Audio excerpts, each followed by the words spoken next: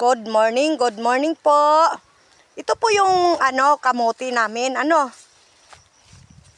kamuti na talbusan, tapos pangbinta ng yung pinang-ano ba natin sa sa mga tinulang isda, kung ano-ano. Tapos ngayon, ilang buwan na siya napakinabangan ko na sulit naman yung aking pagtatanim kasi kahit na hindi na sila maganda, nakapaglipat naman po ako doon nga sa tabi ng may tubigan.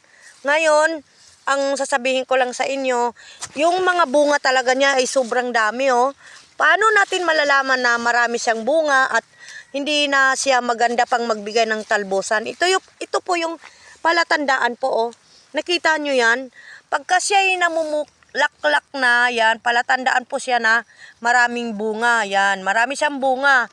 Kaya, yan namumunga na siya at pwede na natin po siyang anihin. Yan pwede na nating anihin. Kasi sa dami na niyang bulaklak, kaliwat kanan na siya namumulaklak. Ayan Kaya,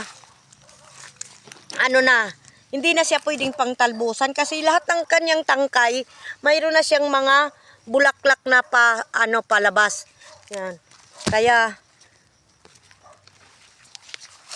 yan napakarami, bulaklak na lang ng bulaklak ang nakikita. Tapos, yung kanyang mga tangkay talaga wala na, mayroon na siyang mga kasunod yan mayroon na siyang mga kadikit na nakasunod na bulaklak yan Kaya, wala na, goodbye na sa talbusan. Happy naman ako kasi marami silang laman, 'di ba?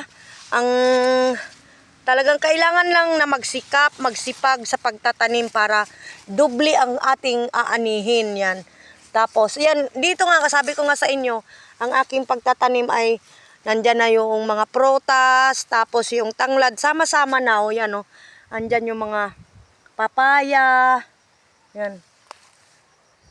Papaya, kaso, papaya ko ngayon, puro mga lalaki, ayan mga lalaki sila yan. Puro sila, walang bunga, puro lalaki daw ito, sabi ng aking nanay, ayan Hindi siya maganda.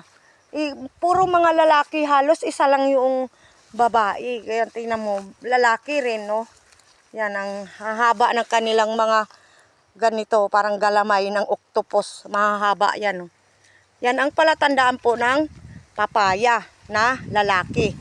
Yan. Tapos ito naman po yung mga katabi niya. Ilan lang ata yung swerte ko na babae.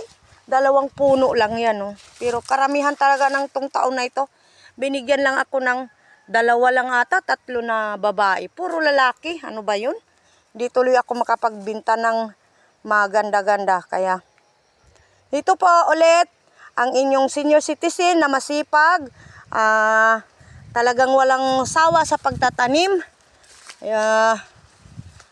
Tapos, walang sawang pagtatanim at ng kasipagan namin paano sa kasipagan namin na sana yung mga kabataan ngayon sa halip na maglakwatsa kung mayroon lupa sa likuran, magtanim-tanim na lang.